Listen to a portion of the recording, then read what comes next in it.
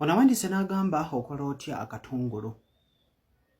Vidiyo genda gikuteerako ogenda kubeera ng'ogiraba. Okuleetera omuntu oyo okuluma omutima n'abeerawo ne gumuluma n'awulira nga mu butuufu alina okukunoonya. Yeesipere eno ngirabe, kola kyonna ky'osobodde, lekera nsi ekole ky'ekola. Mukaabya amaziga buli w'atuulaawo nga talina by'akola abeere ng'alowooza ku ggwe olw'ensonga nti ekintu kye yakoze eky'okubeera nti akulekawo tewakyagadde, mpozi nga wakyagadde, it is okay osobola okubireka. Naye bw'oba owulira nga muli tewakyagadde olw'okusinziira obudde bw'amaze naawe, obudde bwakumalidde, ssente zo z'otaddemu, tomuleka, kola sipeera eno. Muleetera okubeera nga buli bw'abeera ng'atudde awo alowooza ku ggwe. Kimubeereko amanye nti ekintu kye yakoze si kirungi, kimuleetera okubeera ng'akomawo emabega. Bw'aba yafunye gwe yafunye babiri nga baawukana. Kimubeereko ne bw'abeera nga yeebase. Ngenda kukola engeri gy'ogenda okubeera ng'okikolamu, vidiyo girabe, gy'owa obudde, mayiriza obeere ng'okola sipeera yo, ojja kubeera ng'ogifunamu. Ngenda kubeera nga nkutwala mpola mpola, nkulage ogenda okubeera ng'okikola. Tweyongereyo mu maaso. Funa akatunguluko bulungi nnyo.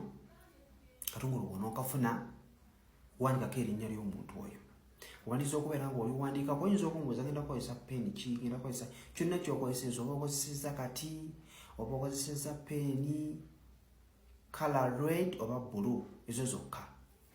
Bw'onoomayiriza kino ky'ogenda okuzzaako. Kakwate mu ngalo, n'akambe kakwate mu ngalo bulungi nnyo. Bw'onoomayiriza bulungi nnyo, ogenda n'ofukamira wansi. Fukamira wansi bulungi nnyo, tandika okweyanjula eri amaanyi g'obutonde. Naye nga tonnaba okubeera nga weeyanjula, ogenda wandako kuno emirundi ebiri okubeera nga oyongera okubeera ng'oteekako amaanyi. Ekyo bwe kinaggwa, kino ky'ogenda okuzzaako.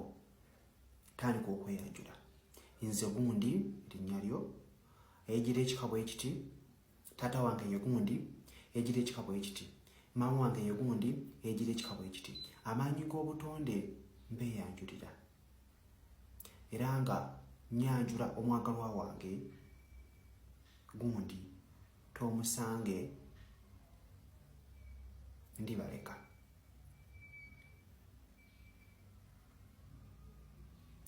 Oba Namatovu Flavia, erinnya ly'omwagalwawo lyoteekawo. Bw'onoomayiriza okubeera ng'oyatula erinnya eryo, kwata akambe kano, tandika okulaamiriza bino. Njagala gwe gundi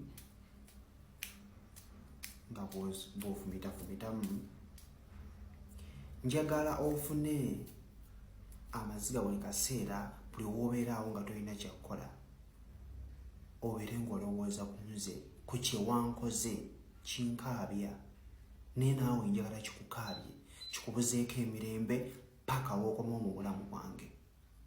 Njagala ofune ekintu ekikufumita ku mutima, naye nga buli kikufumita ku mutima olowooza ku nze, yenza akujjira.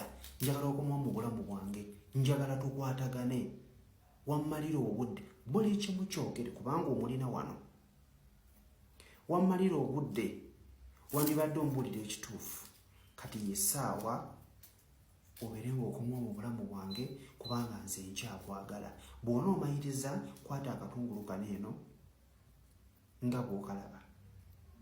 Funa akaveera akayinza okuba ka black bw'oba okafunye, bade ofunye ka black, funa akeeru.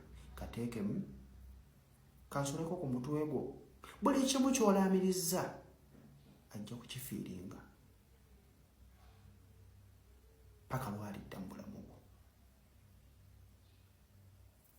Kateekemu, kasibiremu, kasuleko okumpiri w'osula omulundi ogwo gumu. Kajja eyo, funa gy'okaziika oba gy'okasuula, sipeera ejja kubeera ng'ewedde. Bensobodde okubeera nga mbawa, afunyemu ekyokuyiga, subscribinga alabira ku YouTube, followinga oba owulira ng'ofunyemu ekyokuyiga, kikuleetera okubeera ng'okomawo okulaba videos endala. kyonna ky'obuuza ononyewo ku WhatsApp namba yange. Bw'ojja mu TikTok nompeereza akamesagi olaba ennamba y'essimu gifune, genda ku WhatsApp. Bwe bikulema okugenda ku WhatsApp okulaba bigaanyi, weereza nnamba yo y'essimu mu WhatsApp. Ate making sure nti ennamba ye y'essimu ya WhatsApp.